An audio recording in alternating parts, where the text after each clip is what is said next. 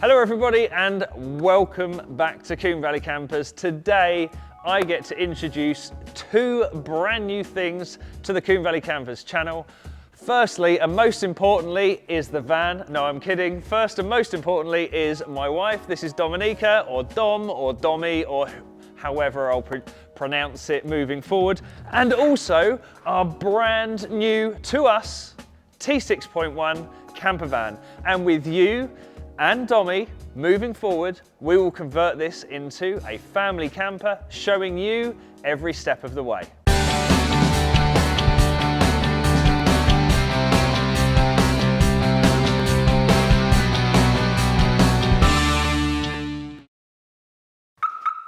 I just want to take a moment to say thank you to our sponsors, Howden's Modified Van Insurance. That's right, A-Plan are now Howden's. They still do exactly the same in that they will insure your van from the time you buy it until you completely convert it into a camper van and beyond. And if you want an exclusive rate on your next policy, please mention Combe Valley Campers and they will sort you out. So, as you know, we love a good van build here on the channel. And yes, we've got the 2K T5, which we are still building and we're filming on that later today. Yes, we have Bully, our family camper van, and we've got the bay window. But we needed a new family car, and also we wanted to show you every step, and we're talking every step on a panel van to camper van conversion. But the difference is this time, I'm not going to be doing the building. Domi, my wife, is going to be doing the building, and she's going to be following me and our videos, much like you would at home, to be able to convert the van herself with a bit of assistance, but generally, I'm going to make you do all the work. Is that okay? Yes, that's fine. Yeah? Yeah. So yeah, it's going to be a really interesting journey. We're going to use all of your favourite suppliers, plus all the equipment from our shop and web shop, and we're going to convert this currently unnamed van into a family camper van. So Dom, my long-suffering wife, why did you want to build this camper van with me? Or why did you want to build the van? First of all, because it will be my van, my car. I would like to make it more comfortable, so we can take the kids, we can take the dog. Obviously, I like hiking, I like going away, so obviously that needs to be right for me to go and set up, go for Explore. a hike, yes, and make it a comfortable drive as well. Yep. Without having to worry that, you know, something may happen. I want a reliable van that will be just for me. Yeah, and that's why we've gone for a newer van this time. So we've ditched the family car, and I know a lot of you at home will be doing that as well. And we've seen this a lot. As camper van converters ourselves, we've seen lots of families ditching the family car, the saloon, the estate, and buying something like this, be it a panel van or a combi van, and then utilising it into that family van that you can do everything with. You can take the bikes, you can, you know, still do the school run, you can still go to the shops and park it in a decent space. And we're seeing more and more people buying vans like this and then converting them. So tell us a bit about the van and the story behind it. Where, what, when and how? I was just driving past a dealership in Bexhill and I spotted that, and we've been for a lookout for a van for a while now. Yeah.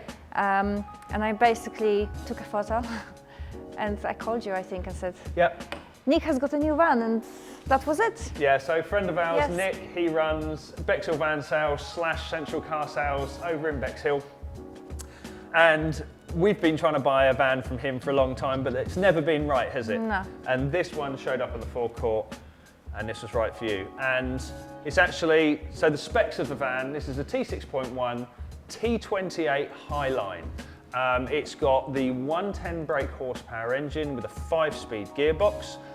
Domi was keen on the manual gearbox just because she enjoys the drive more. However, there was an option for a DSG, but we decided to go for the manual for the 110 brake horsepower. We can do some tuning in the future if you want a bit more power from it, but the 5-speed manual box is what we want. And basically it is what it is. Being a Highline, you've got some of the nice toys like heated windscreen, you've got the digital dash, parking sensors front and rear, Yep. all the sort of home comforts you would have from a normal family saloon, but tied up into this bigger vehicle, which we can then convert. What I think we're going to do now, we'll have a quick look around the van, and then I'm going to ask you a series of questions that I would ask any of you at home. So if you came to us and asked for a campervan conversion but didn't really know what you wanted, I'm going to ask a series of questions to Domi to see what she wants from the van. In the belly of the beast then, and as you can tell, it is a bog standard van. Now this is what most of you will probably have if you were to buy just a plain van. We did do this already in a sense on the 2K T5, but that was a 220,000 mile, nearly 20-year-old van, and it took a fair bit of cleaning.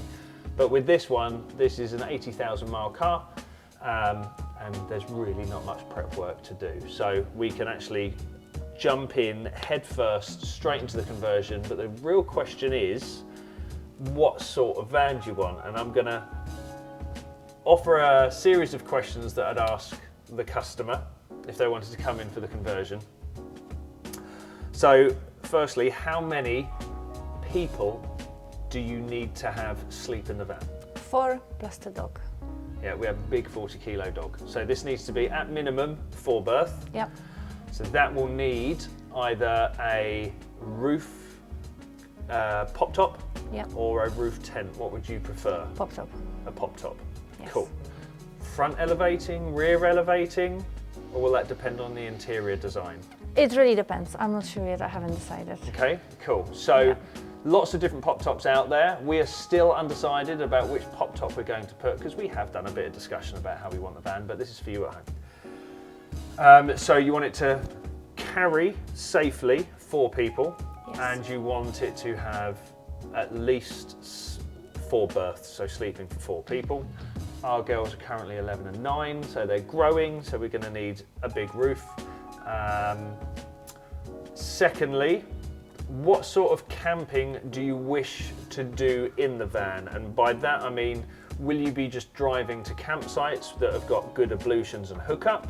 Will you be going to festivals where there might not be a hookup point? Will you be wanting to go off grid, or do you want a combination of all of it, do you Combination of all of it. think? Okay, Mainly because if we travel around Europe and we don't have a plan, we don't book anything,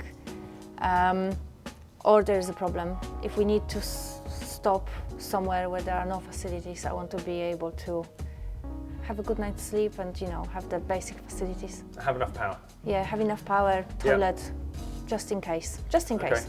Yeah. So we know we want a bit of everything. So it's going to need, so what I'm taking from that answer is you're going to need a decent power source. So be that a good AGM battery or a good lithium ion battery, so it can be off grid to run your fridge and your lights and any power utilities that you might have in the van. So that's good. So we know we're going to be so it's going to need hookup because you want to go on campsites.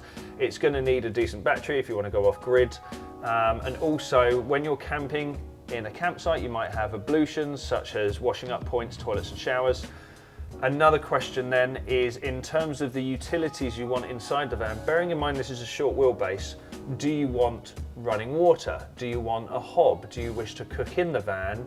Or do you wish to cook outside the van? Outside. Or do you want a combination of both? Not inside, outside. Right, So good awning.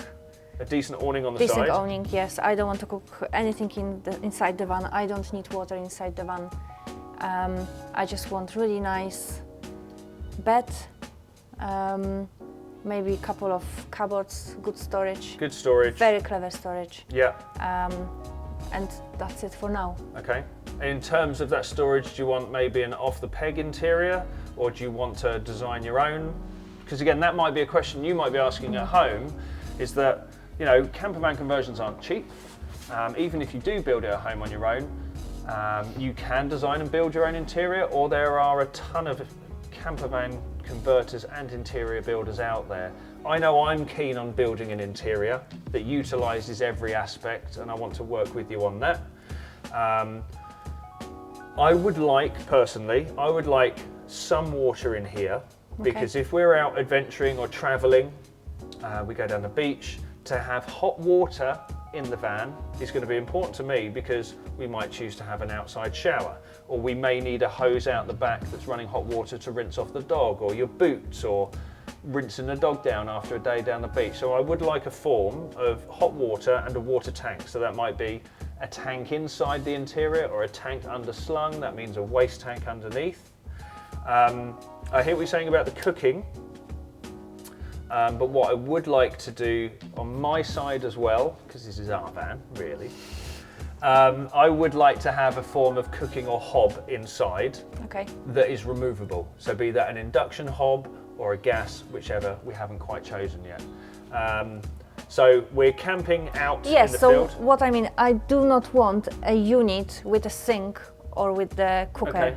I don't mind having something that is removable. Okay. Yes. So we want it to be modular. We're on the same page. Yeah, I think we're on the same page a little bit. Yeah, we are on the same page. But it's my van, not his. To be fair, the final decision is with Dom, but I really would like to, design an interior at the same time that could be useful for other people. And we work with lots of really, really good converters out there and interior designers and builders. So if we come up with a design, they can cut something out for us in CNC, but I think we'll be mocking something up. Yes. In terms of beds, obviously we work with Leigh, and we love his gear. Seating arrangement inside, do you want the widest bed possible, or one that still be able to have storage down the side, or are you quite happy with just a 3/4 bed? Not sure yet. I think I prefer the full width like we have in Bully because of the space. Yeah. But obviously if we design our own interior and it works with the full width bed and we have plenty of very clever storage, then full width bed. Yeah. If not, then I can deal with 3/4. Yeah. And that's one thing I would recommend to everybody who's considering a van conversion. We've travelled in vans ever since we met. And we've slept in 3/4 width. We've now got the full width in Bully, and it really does pay off to have as wide a bed as possible. So keep that in mind as well. So even if we go for not necessarily 3/4, not necessarily a full width, but maybe a compromise that's, I think they're called the 130 or the 120 width beds, so we can still have a slimline interior down the side. Okay, that we might be on the same page on, so good stuff. Seating at the front, we've currently got 1 and 2. Are you happy with the 1 and the 2, or would you like a 1 and a 1 that spins? What are you thinking? Swivel base. A swivel base on the double or the single? On a single, yes. A swivel base on a single, so you're not keen on the double anymore? Because we've had this discussion as well.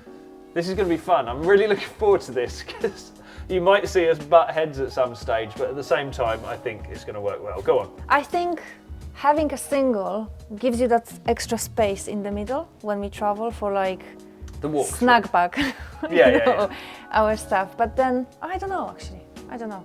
The one thing I'm keen about a double seat is the brand new kit that Leigh's brought out is a double swivel base that slides forward towards the rear seats. And then the girls can sit here and we can sit both of us. What that makes is a really good seating area for if it is terrible weather outside and you just want to eat in the van, or you just have a seating area around the van. The double seat swivel spins round and then comes right up close to that double or the 3/4 width bed, whatever it might be. So that's a good compromise. No, I think that's, Okay, so from that, also last thing, in terms of travelling, this is very important, travelling and styling on the exterior.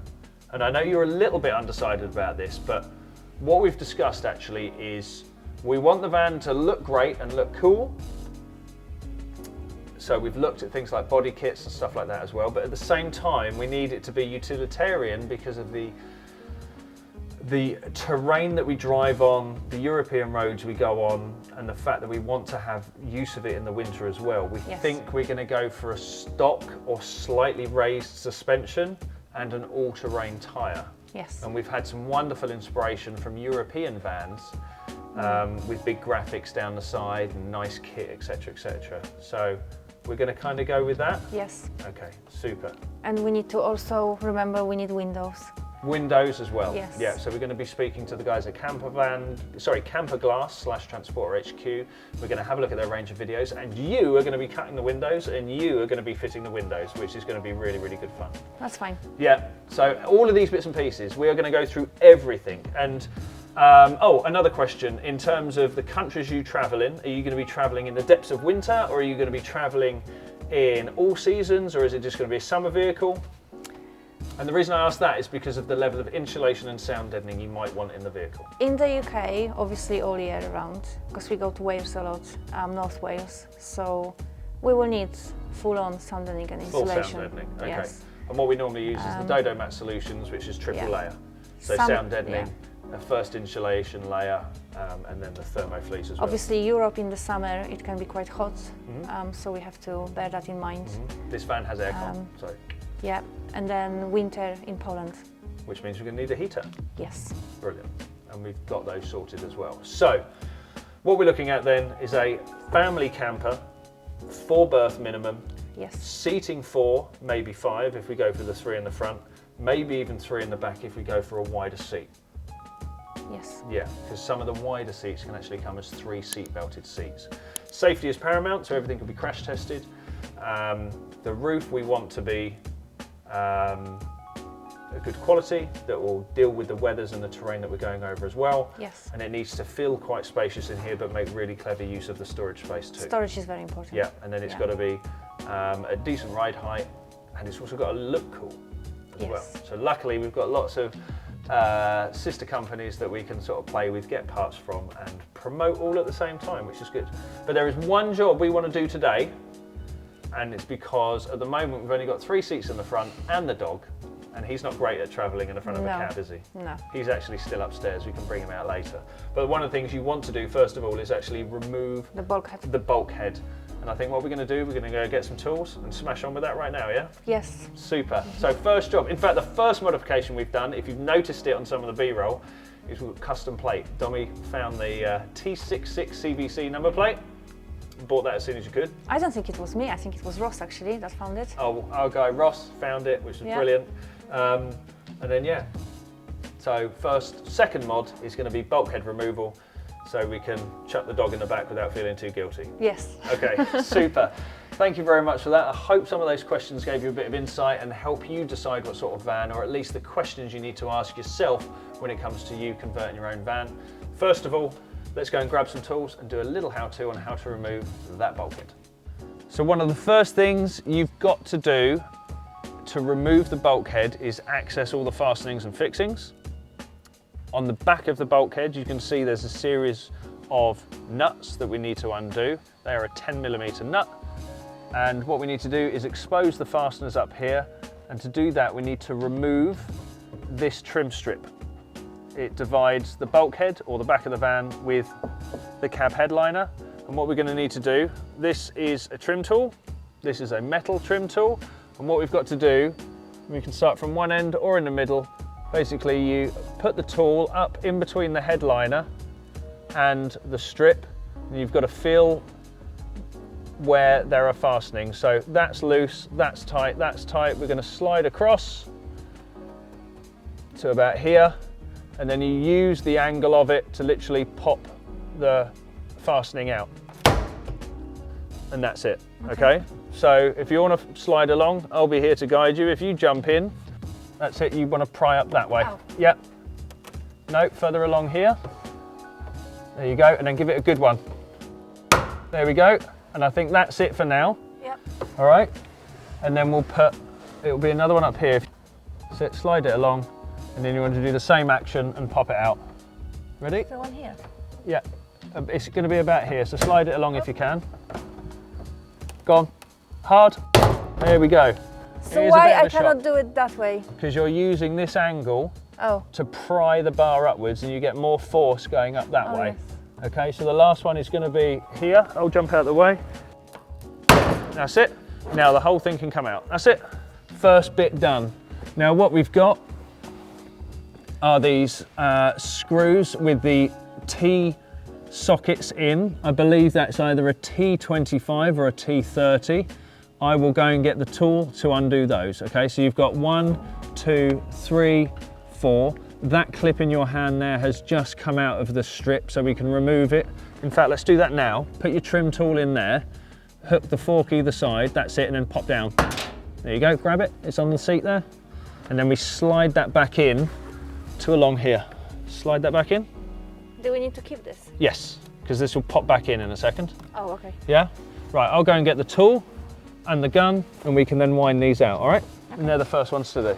Right, I must point out, I know there is a term of mansplaining, and I hate that sort of term, that I'm teaching you at home and Dommy the types of tools, the types of fastenings, because you've never seen this stuff before, have you? So if I come across super Billy Basic, I apologise, but I'm just trying to, I don't apologise, this is the way I'm explaining it to you, so hopefully you get a good idea of what we're doing. So the fastenings we've got are these T-handled, well, these tools fit into these fastenings up here, and they come in different sizes. I've got a selection in front of me, and you've got a couple of different options. At home, if you've not got power tools, you might find these T-handled versions. They come in Allen keys or these T fastenings as well. And I've got a selection to see which one fits. That is a touch small. And that is bang on there. So that is a T30 is that size. And you've got two options. Like I say, you can either use this type of T-handled tool, or you can use a power tool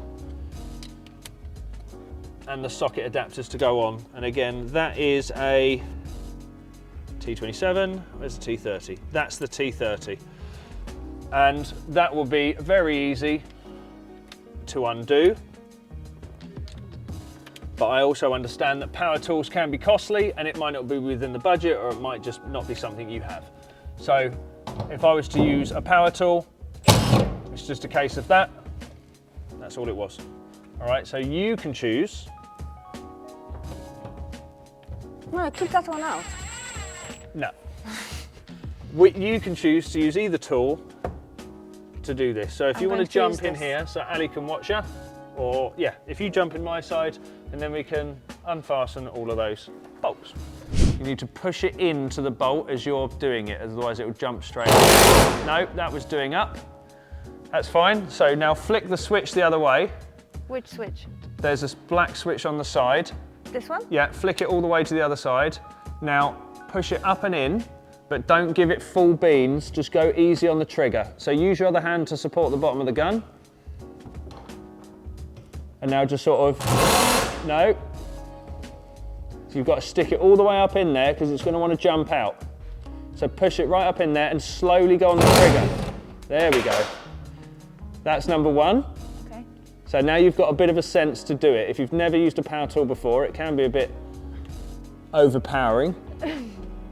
So slowly, slowly on the trigger and push the gun up into the bolt. There you go. And that's a variable trigger. So you can go really, if you press the trigger now, see how slow you can make it go. So you can pull fully on the trigger, make it go super fast or super slow. It's definitely easier not having this here. Yeah, I would agree. Well done. Try and keep the bolts. And now your last one is over on this side, over the passenger seat. And support it up in that bolt. Well done. Yeah. So they're the first ones removed. Now we can make our way to the back. The metal bulkhead is in two parts, mainly because if you want to just open up this back half, we can actually do that today. You open up the top half or open up the bottom half for many different reasons. You can get replacement ones of these, whatever it may be, but they are literally only held in by this series of 10mm nuts. Did I pick up my 10mm socket? Did I? Yes, I've got it in my pocket. So we need to swap that one out. If you take just the silver bit off, just pull it off the gun. We need that black bit still though. Oh no, so that's fine. You take both of those off, and then we've got that 10mm socket. Pop it on, bit of force. Go on, it'll go on. Yeah? No, it needs to go all the way on. So you see square and square. Okay. And then it's a bit of a force. We can put an extension on it for those bits as well up there. So basically, you're on the undo still. Yeah. So start hitting up those. You need to put pressure on it as well. That's it. There's one. Where is it? There, it's still in it. There you go. And then just do all the others. I'll get you the extension.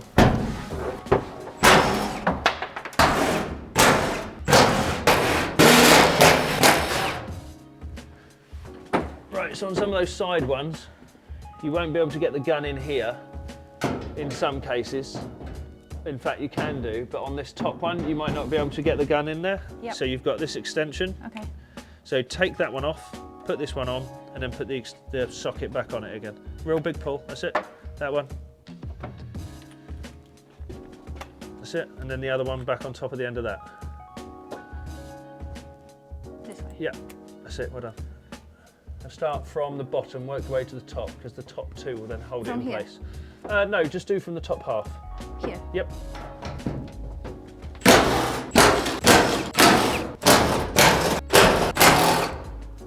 Right, so that is technically all the fastenings out, and what we've got to do is pull this away. It's quite heavy, and it's quite sharp on the edges. Yep. That's it. There you go. And that is the Perfect. first bit removed from the van.